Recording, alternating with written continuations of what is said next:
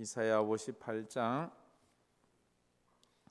6절부터 12절까지 말씀 우리 다 같이 읽도록 하겠습니다. 내가 기뻐하는 금식은 흉악한 결박을 풀어주며 멍에의 줄을 끌려주며 압제당하는 자를 자유하게 하며 모든 멍에를 꺾는 것이 아니겠느냐. 또 줄인 자에게 내 양식을 나누어 주며 유리하는 빈민을 집에 들이며 헐벗은 자를 보면 입히며 또 내 고륙을 피하여 스스로 숨지 아니하는 것이 아니겠느냐. 그리하면 내 빛이 새벽같이 비칠 것이며 내 치유가 급속할 것이며 내 공의가 내 앞에 행하고 여호와의 영광이 내 뒤에 호위하리니 내가 부를 때에 나 여호와가 응답하겠고 내가 부르짖을 때에는 내가 여기 있다 하리라. 만일 내가 너희 중에서 멍에와 손가락질과 허망한 말을 제하여 버리고 줄인 자에게 내 심정이 동하며 괴로워하는 자의 심정을 만족하게 하면 내 빛이 흑암 중에서 떠올라 내 어둠이 낮과 같이 될 것이며 여호와가 너를 항상 인도하여 메마른 곳에서도 내 영혼을 만족하게 하며 내 뼈를 견고하게 하리니 너는 물된 동산 같겠고 물이 끊어지지 아니하는 샘 같을 것이라. 내가서 날 자들이 오래 황폐된 곳을 다시 세울 것이며 너를 역대에 파괴된 기초를 쌓으리니 너를 일컬어 무너진 데를 보수하는 자라 할 것이며 길을 수축하여 거할 곳이 되게 하는 자라 하리라. 아멘. 아멘. 이사야서 말씀을 계속 주일 오후에는 보고 있습니다. 내 백성을 위로하라는 이사야서 40장부터 계속해서 위로의 메시지가 우리에게 전해지고 있습니다. 오늘도 계속되는 위로의 메시지이면서 또 도전의 메시지이기도 합니다. 40장부터 그랬죠. 너는 위로하라. 내 백성을 위로하라. 위로하는 데는 두 가지가 있지요.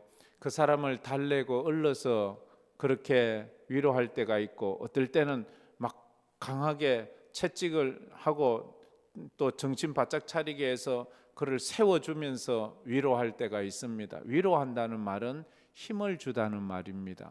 힘을 주는 데는 이렇게 밥을 한 그릇 사줘서도 그래서 힘을 줄 수 있잖아요. 그렇지만 도리어 어떨 때는 강하게 채찍질을 해서 그를 힘을 줄 수도 있잖아요. 삶이 피곤하고 고달파지면 인생의 길이 보이지 않고 어떻게 해야 될지 모를 때가 참 많잖아요. 그런데 우리가 다 알지만 길은 있어요. 길이 없는 인생은 없어요. 길을 찾지 못할 뿐이지, 길이 보이지 않을 뿐이지. 그럴 때는 누군가에게 가야 돼. 길을 찾을 수 있는 사람에게, 길을 아는 분에게 가야 돼요. 우리 인생의 길을 아는 분이 누구예요?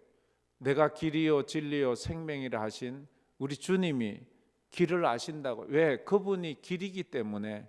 그래서 우린 그 주님 앞에 나갑니다.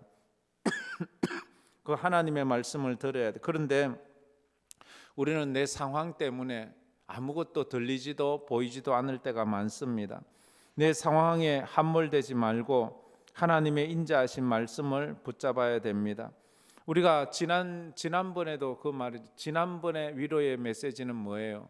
평강이었죠. 평강.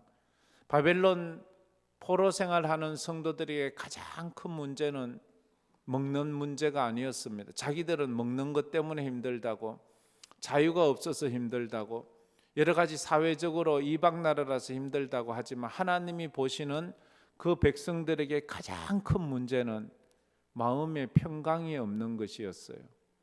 마음의 평강이 없어요. 근데 사람들은 그건 문제가 안 된다고 봐요.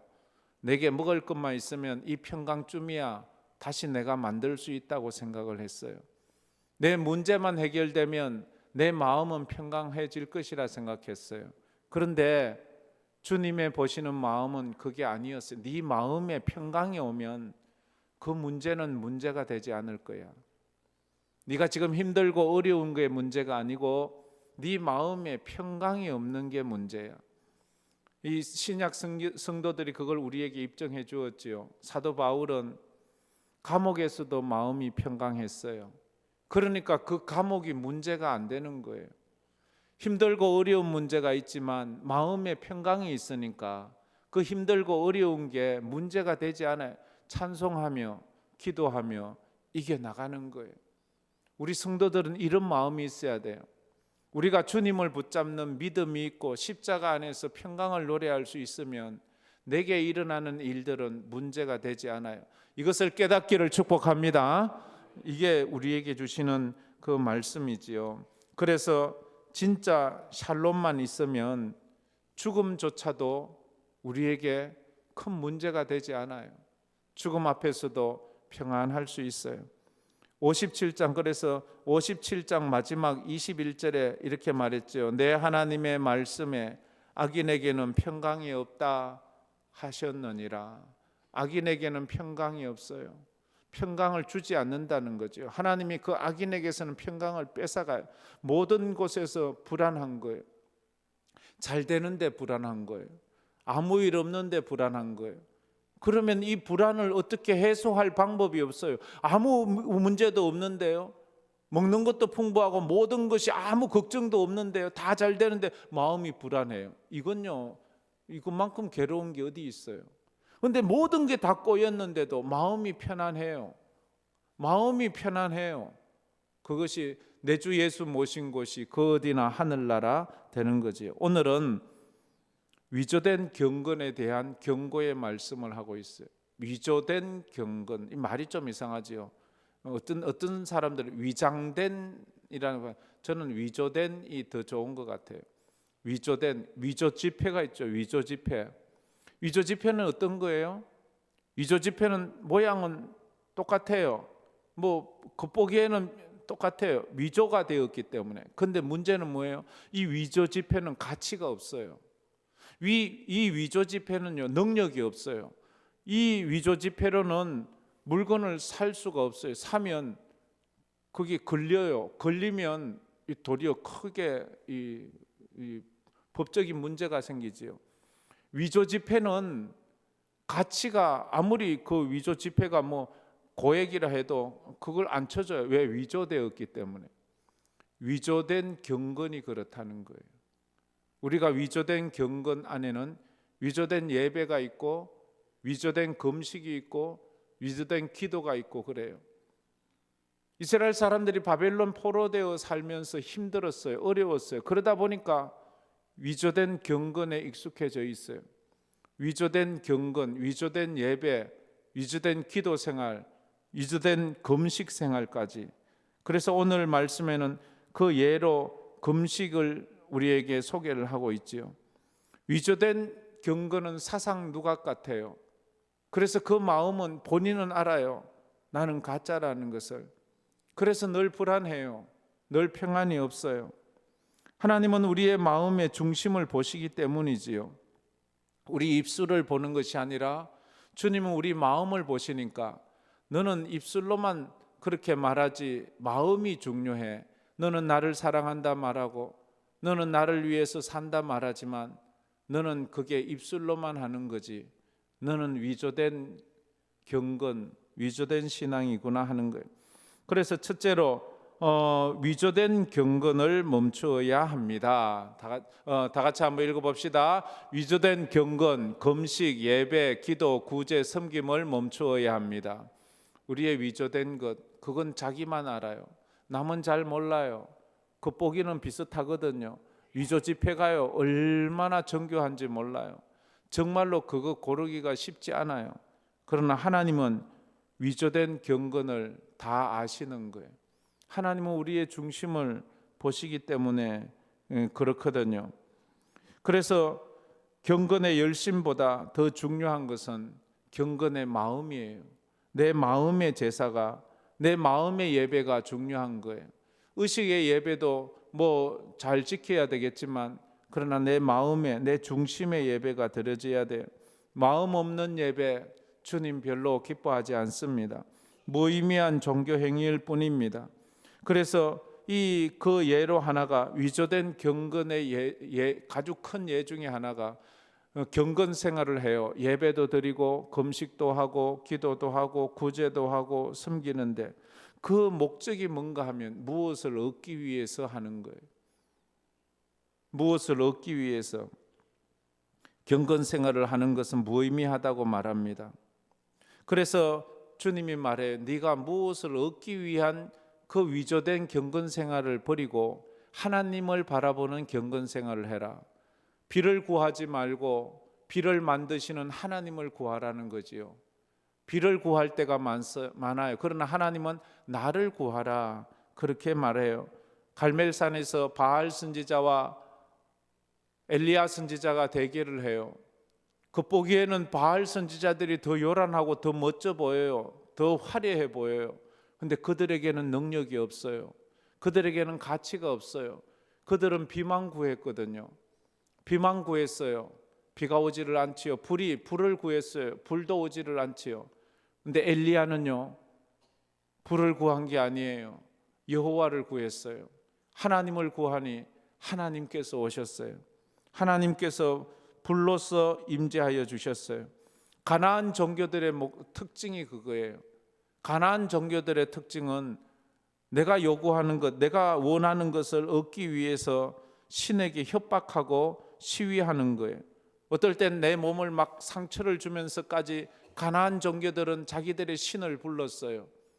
우리는 하나님 앞에 나와서 위조된 경건으로 우리 자신을 자학하기도 해요.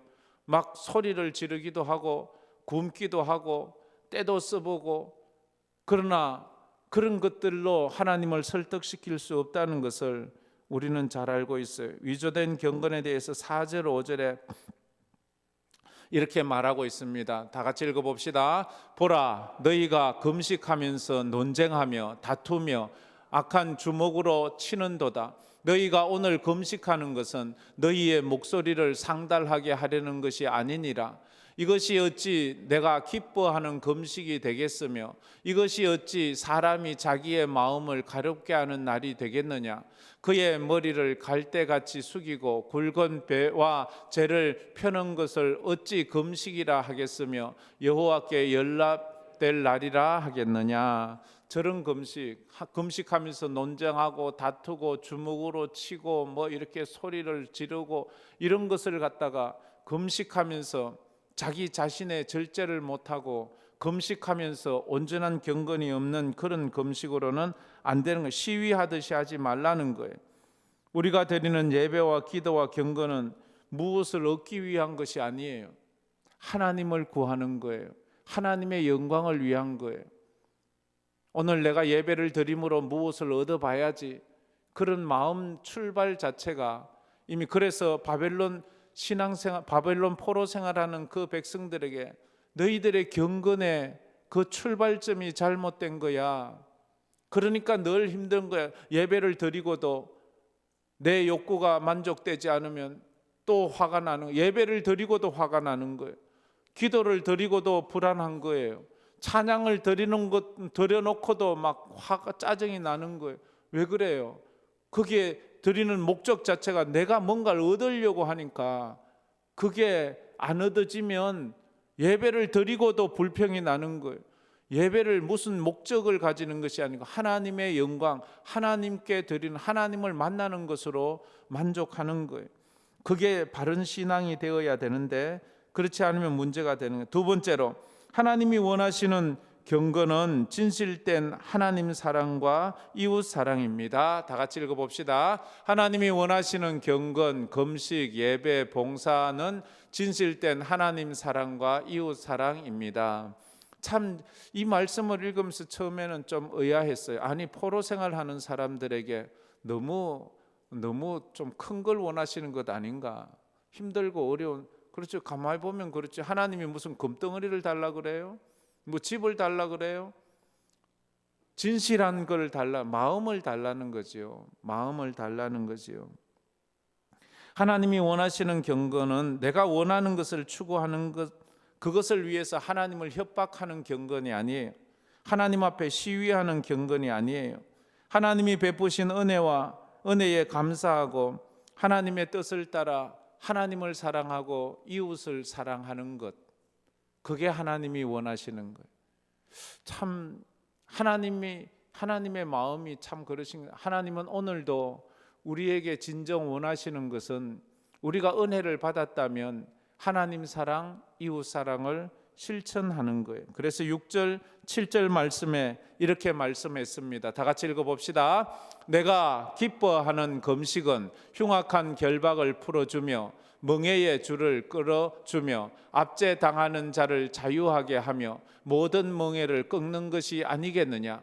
또 줄인 자에게 내 양식을 나누어 주며 유리하는 빈민을 집에 들이며 헐벗은 자를 보면 입히며 또 내 곤욕을 피하여 스스로 숨지 아니하는 것이 아니겠느냐. 하나님이 기뻐하는 금식, 하나님이 기뻐하는 경건은 뭐예요? 흉악한 결박을 남들에게 풀어주고 멍에의 줄을 끌어주고 압제당하는 자에게 자유를 주고 멍에를 꺾어주고 줄인 자에게 양식을 주고 저게 진정한 경건이라 그래.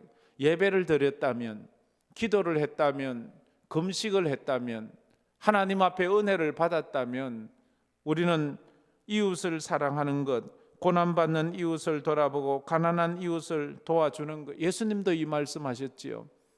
예수님도 마태복음 25장에 졸인 자, 목마른 자, 나그네 된 자, 헐벗고 병든 자, 옥에 갇힌 자, 이런 자들을 돌아보라고 하셨어요.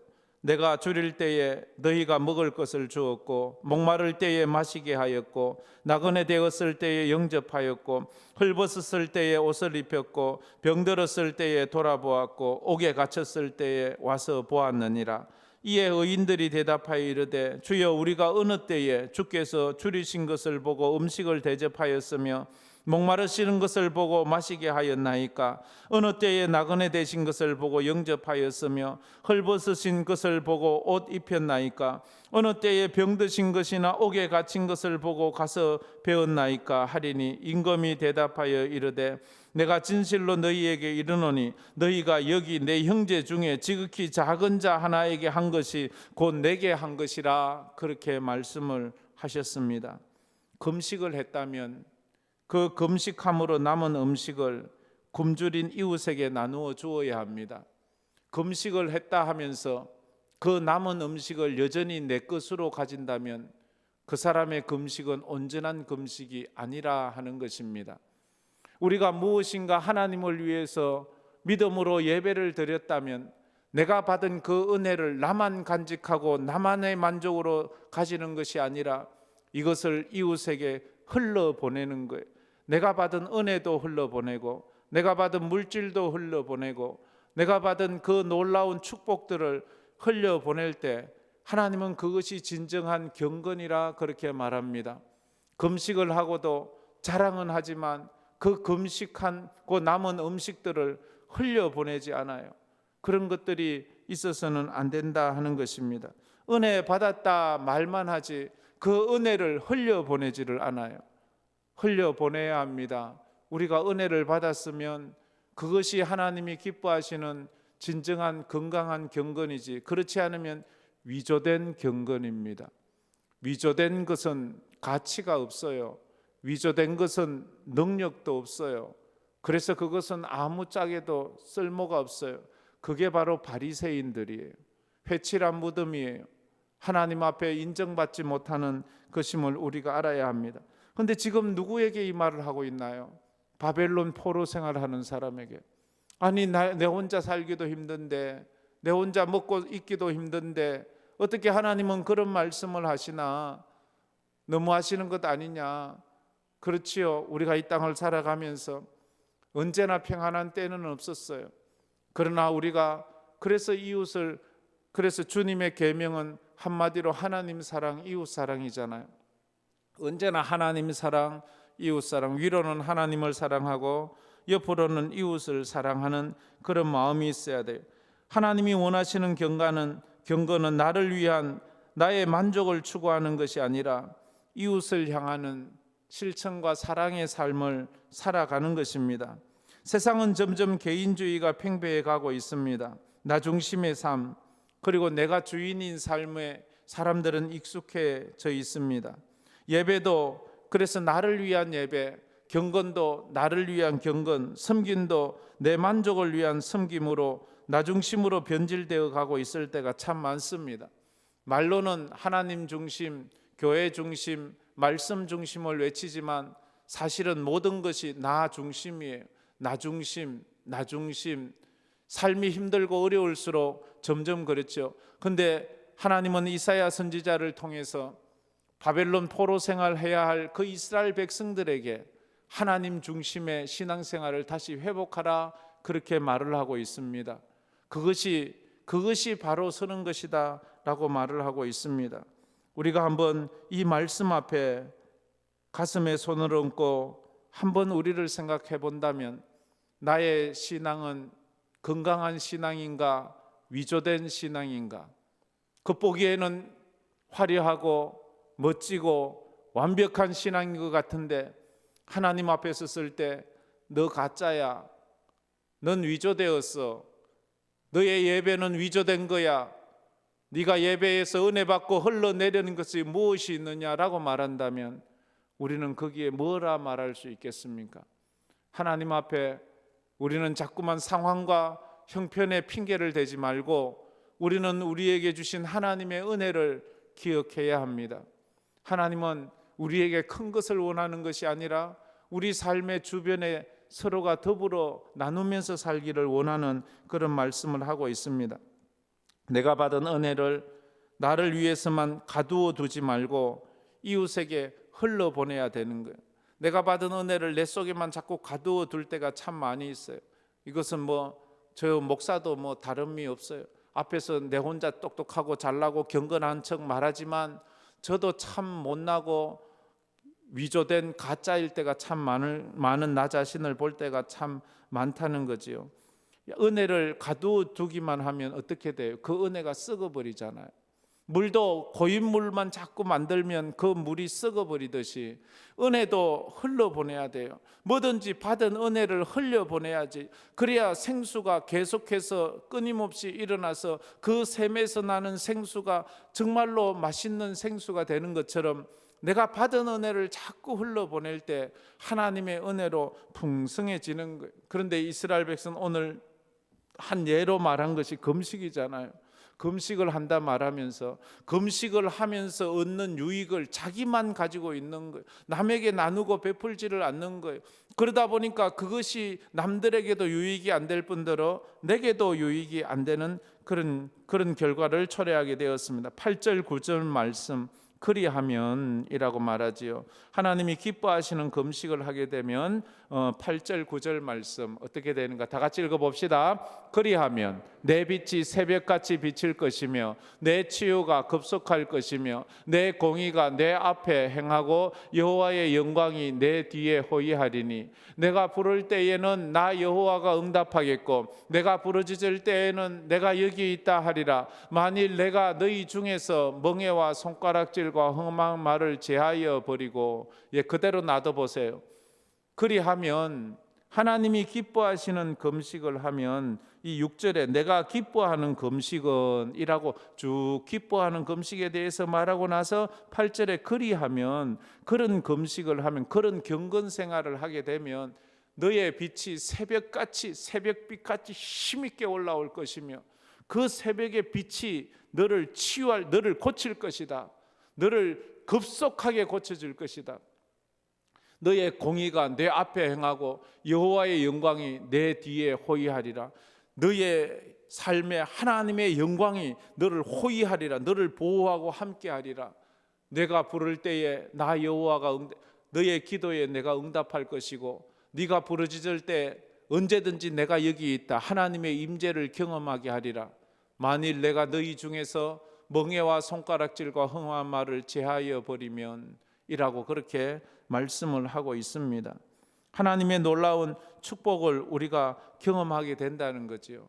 그래서 이 말씀들을 쭉 우리가 이 58장 이 9절 말씀만 좋아하지요. 우리는 9절 그 전에 건 생각도 안 하고 내가 부를 때에 나 여호와가 응답하겠고 내가 부르짖을 때에 내가 여기 있다 하리라. 이렇게 하는 건 그 앞에 있는 위조된 신앙생활을 멈추고 온전한 건강한 그런 경건 생활을 하게 되면 이런 은혜가 있을 것이다, 그렇게 말씀을 하고 있습니다. 그러면서 다시 한번 강조하기를 10절 말씀에 또다시 강조를 하는 말씀이 있습니다. 10절 말씀 다 같이 읽어봅시다. 줄인 자에게 내 심정이 동하며 괴로워하는 자의 심정을 만족하게 하면 내 빛이 흑암 중에서 떠올라 내 어둠이 낮과 같이 될 것이다. 줄인 자에게 내 심정이 동하며, 심정, 이 마음이 동한다, 이 말. 뭐 그들을 보면서 이 마음에 긍휼한 마음이 생기고, 괴로워하는 자에게 자의 심정을 만족하게, 괴로워하는 자, 줄인 자, 이들을 보면 내 마음에 막 긍휼히 여기는 마음이 일어나야 된다는 거죠. 참 이런 분들이 있어요. 참 존경하고 싶은 분들이 있지요. 참 어렵고 힘든 사람을 보면 그렇게 불쌍히 여기고 어떻게든 도와주려고 하고, 그런 분들 보면 야, 참 저분 참 훌륭하다, 어떻게 저런 마음이 생기나, 자기도 그렇게 넉넉한 것 같지 않은데, 그런 거 보면 그 하나님께서 주시는 그런 마음이 있는 것 같아요. 근데 우리가 주님 앞에 은혜를 받았잖아요. 주의 은혜와 긍휼을 입었잖아요. 긍휼이 많으신 우리 하나님이 우리를 긍휼히 여겨 주셔서 우리를 위해 십자가에 못 박혀 죽으시고 우리를 구원해 주셨잖아요. 우리가 그 큰 은혜와 사랑을 받은 사람으로서 우리도 또한 그것을 흘려보내는, 우리가 받은 은혜가 흘러가야 되는 거죠. 그러면 내 속에 끊임없는 생수가 흘러나는, 넘쳐나는 그런 축복을 받게 되는 것 아니겠습니까? 그게 11절 말씀이지요. 그렇게 흘러가면 저런 11절의 축복이 나오는 게, 다 같이 읽어봅시다. 여호와가 너를 항상 인도하여 메마른 곳에서도 내 영혼을 만족하게 하며 내 뼈를 견고하게 하리니 너는 물된 동산 같겠고 물이 끊어지지 아니하는 샘 같을 것이라. 네가 받은 은혜, 네가 받은 축복을 흘러보내면 너는 물된 동산같이 네가 물이 끊어지지 아니할 거야. 그렇게 신선한 샘물이 펑펑펑 넘쳐날 거야. 그것을 흘려보내야 돼. 너만 떡 가두고 넌 금식했다고 남은 음식 네 좋다고 네만 먹지 말고 그건 나누어줘. 네가 그동안 굶었는데 그걸 나누어줘야지. 그걸 금식하고 남은 것을 또 먹으면 네 금식한 것이 아니지. 그거 네가 먹으려고 한 거 아니잖아. 이런 한 예지요. 예배도 그렇고 섬김도 그렇고 하나님의 축복도 그렇고 하나님의 이 원리들을 우리에게 말씀을 하고 있어요. 하나님이 원하시는 경건과 예배의 삶을 살면 하나님은 우리의 필요를 채워주시고 그리고 넘치도록 해주시겠다고 그렇게 말씀하죠. 여호와가 너를 항상 인도하여 메마른 곳에서도 내 영혼을 만족하게 하며 너의 뼈를 메마른 곳에서도 만족한 영혼이 되게 해주신다고 그렇게 말씀했습니다. 그러면서 12절에 하나님은 너가 생각하지도 구하지도 않은 것까지 주신다고 말씀하지요. 12절 말씀을 우리 자세히 다 같이 읽어보겠습니다. 내게서 날 자들이 오래 황폐된 곳들을 다시 세울 것이며 너는 역대의 파괴된 기초를 쌓으리니 너를 일컬어 무너진 데를 보수하는 자라 할 것이며 길을 수축하여 거할 곳이 되게 하는 자라 하리라. 저걸 자세히 보면 그래요. 참 놀라운 예언의 말씀을 하고 있는 거예요. 내게서 날 자들이, 너의 후손들이 오래 황폐된 곳들을 다시, 오래 황폐된 곳이 어디예요? 예루살렘이지요. 바벨론에 의해서 예루살렘이 불타고 성벽이 다 무너지고 왕궁도 다 무너지고 모든 나라가 다 황폐된 그곳을 다시 세울 자들이 나는 거예요. 너는 역대의 파괴된 기초를 쌓을 것이고 너를 일컬어 무너진 데를 보수하는 자라 할 것이며, 저것도 메시아에 대한 예언이기도 해요. 메시아가 와서 새하늘과 새 땅, 하나님의 완전한 그 예루살렘을 세우는 것을 말하지요. 그래서 너를 무너진 데를 보수하는 자라 할 것이며, 우리가 하나님의 은혜대로 살고 하나님의 경건의 위조가 아니라 진실된 그런 삶을 살면, 지금은 너는 포로로 살지 말라는 거예요. 포로지에서 포로로 살지 말라는 거예요.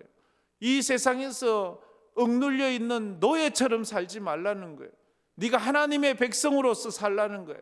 하나님의 자유로운 백성으로 살라는 거예요. 그런데 우리는 늘 노예로 살잖아요. 물질의 노예가 되고 사는 것의 노예가 되고 시간의 노예가 되고 그러다 보니까 나누고 베푸는 인생을 살 수 없는 그런 인생, 위조된 인생을 살 수밖에 없는 거예요. 그런데 하나님께서 우리가 이렇게 나누고 베푸는 흘러보내는 그런 인생을 살면 우리가 생각하지도 못했던 일들이 일어나는, 너를 통하여 황폐된 곳을 다시 보수하는 자가 일어나고 그것이 새 하늘과 새 땅으로 이어지는 놀라운 축복들, 이것을 깨닫고 얼마나 놀랐을까요? 이사야와 이 편지를 읽어보는 그 사람들이 너를 일컬어 무너진 데를 보수하는 자라 할 것이다. 여러분을 통해서 무너진 제단이 다시 세워지기를 축복합니다. 무너진 기도의 제단을 세우세요. 예배를 세우세요. 섬김을 세우세요. 여러분을 통해서 여러분이 받은 그 은혜들을 여러분의 능력껏 흘러보내세요. 그래, 흘러보내면 되잖아요. 한 끼 굶고 한 끼 굶으면 안 되지. 한 끼 금식하고 그걸 흘러보내세요. 또 굶주린 자에게 또 나누세요. 그러다 보면 이제 더 이상 내가 이 세상에 노예처럼 살지 않고 자유인으로 사는 거예요. 내가 주인처럼 사는 거예요. 그러면서 하나님께서 내게 주시는 그 놀라운 축복들을 간증하며 살 거예요. 간증하며 사는 것은 내가 그렇게 흘러보냈는데도 나 안 굶었어. 하나님이 넘치도록 샘물처럼 물된 동산처럼 분명히 한 바가지 퍼면 한 바가지가 줄어야 되는데 안 줄어. 두 바가지 퍼면 두 바가지가 줄어야 되는데 그 샘에는 물이 줄지를 않아. 퍼내고 퍼낼수록 더 맛있는 물이 점점 날 뿐이지 물이 줄지를 않는다고요. 이게 하나님의 원리라고. 이게 지금 이걸 통해서 이스라엘 백성들을 위로하고 있는 거예요. 이걸 통해서 어떤 사람은 아이고 그럼 우리는 어떻게 살라고, 우리도 힘들어 죽게, 이렇게 해석하는 사람이 있는가 하면 그래, 그렇지, 저게 내게 힘이지, 그래야지, 이렇게 위로를 받는 사람이 있어요. 여러분, 이걸 통해서 위로받기를 축복합니다. 마음에 이런 걸 통해서 아이고 목사님은 내 형편도 모르고 뭐 자꾸 그런 식으로 말씀을 보지 말고 수고하고 무거운 짐진 자들아 다 내게로 오라 내가 너희를 쉬게 하리라. 주님은 언제나 그렇게 말씀을 하시는 거예요. 주님은 우리의 겉모습보다는 우리의 속마음을 보시기를 원해요. 우리의 겉모습이 화려하고 멋진 것, 그거보다는 내 마음이 진짜 건강한지 아름다운지 그걸 보는 거예요. 주님은 다윗을 볼 때 너무 아름답게 보셨어요. 그건 다윗의 겉모습이 아니라 그 마음이 아름다운 거예요. 마음이 아름다운 것이, 이런 말이 있잖아요. 얼굴이 예뻐야 미인인가, 마음이 예뻐야 미인이지. 그런데도 사람은요 얼굴을 봐요. 그래, 얼굴 예쁘면 더 좋대. 어쨌든 간에 하나님은 우리 마음을 보시잖아요. 내 마음에 진짜 건강하냐? 그래, 말씀을 묵상하면서 내 마음은 건강한가? 그리고 내 마음은 위조된 경건은 아닌가? 아니면 온전한 하나님이 기뻐하시는 것인가? 이걸 아는 건 한 가지 기준이 있어요. 내 주인이 누군가? 내가 나의 주인인가? 하나님이 나의 주인인가? 그러면 반대로 생각해, 내가 나의 주인일 때가 더 잘 될까요? 하나님이 내 인생의 주인일 때가 더 잘 될까요? 우리는 압니다. 나보다 하나님이 더 능력이 있으시다는 것을, 하나님이 이끄시는 인생이 더 완벽하다는 것 아는데 그게 잘 안 돼요. 아는데 하나님께 맡기기가 쉽지 않아요. 흘러보내면 하나님이 채워주신다는 것을 아는데 그 흘러보내는 것이 정말 쉽지 않아요. 정말 어려워요. 그래서 믿음이라는 것은 하나님의 은혜로 하는 거예요. 하나님의 은혜가 있어야 되는 거예요. 나는 누구의 종으로 사는가? 하나님의 백성으로 사는가? 나는 나의 종으로 사는가? 나는 누구의 눈치를 보며 사는가? 그걸 한번 보아야 돼요. 진정한 믿음의 사람은 위조된 경건이 아니라 진실된 경건의 삶을 사는 거예요. 이것의 첫걸음이 이웃을 사랑하는 거예요. 굶주린 자, 또 목마른 자, 소외된 자, 갇힌 자, 어려운 자, 외로운 자들을 돌아볼 수 있는 마음, 그런 것들에서, 그런 돌아보자면 내 것이 그쪽으로 흘러가야 된다. 흘러갈 수 있는 그런 마음들, 그것이 있어요. 그래서 주님께서도 내 이웃을 내 몸과 같이 사랑하라. 하나님 사랑, 이웃 사랑, 그렇게 말씀하셨어요. 오늘 우리가 이렇게 되면 너는 물된 동산 같겠고 라고 말씀하죠. 그래서 그 물된 동산에서 물이 끊어지지 아니하며 생 같을 것이라. 이 말씀이 여러분의 이 한 주간 살 때에 마음에 담아서 이 진실된 경건의 삶 사시기를 주의 이름으로 축복합니다. 이 말씀 생각하면서 우리 이 찬양 한번 해봅시다. 정결한 마음 주시옵소서. 오 주님, 정직한 영을 새롭게 하소서.